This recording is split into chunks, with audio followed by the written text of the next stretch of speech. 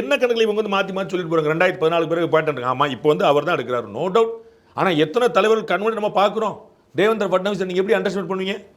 அந்த லாயல்ட்டி நீ எப்படி அண்டர்ஸ்டாண்ட் பண்ணுவீங்க? துணை முதலமைச்சர் ஆயிருன்னே இருக்கிறார், முதலமைச்சர் ஆயிருன்னே இருக்கிறார், எலெக்ஷனை ஃபேஸ் பண்ணுறார். இது எந்த கட்சியில் கிடைக்கும்? இப்படி செஞ்சிட முடியுமா? தனி கட்சி ஆரம்பிச்சிடலாம் நாலு கட்சி காலில். இப்படி செய்ய முடியுமா எங்கேயாவது? அண்ணாமலை நீங்கள் தான் மாநிலத்தில், ஓகே வந்துடுறேன். அண்ணாமலை நீங்கள் மாநிலத்தில் கிடையாது, ஓகே நான் வந்துடுறேன். வேற எங்கேயா பார்க்க முடியுமா நீங்கள் இந்த மாதிரி? அப்போ அவர்கள் எடுக்கக்கூடிய முடிவு சரியான திசையை நோக்கி போகுது. அவங்க முடிவு எடுக்கிறாங்க, நான் இல்லைன்னு சொல்ல, அவர்களுடைய கண்ட்ரோல்லாம் இல்லைங்கிற கதைக்கெல்லாம் போல.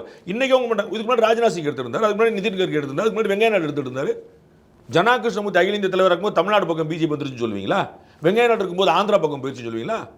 அது டெமோக்ராட்டிக்கல் பார்ட்டி எல்லாருமே வந்து எடுத்துக்கிட்டு இருந்தாங்க. எல்லாரும் நரேந்திர மோடி வந்து நான் 2014 பிரச்சாரத்தை முடித்துவிட்டு ராஜ்நாத் சிங் அவர்கள் வீட்டுக்கு போய் ரிப்போர்ட் பண்ணேன்றார். ஒரு chief minister, prime minister candidate 2014 பிரச்சாரம் முடிச்சுட்டு நான் இவ்வளவு கூட்டம், இவ்வளவு நாள், இவ்வளவு ஊர், இவ்வளவு ஆள் பார்த்து வந்தேன், ரிப்போர்ட் பண்ணிட்டு வந்தார்.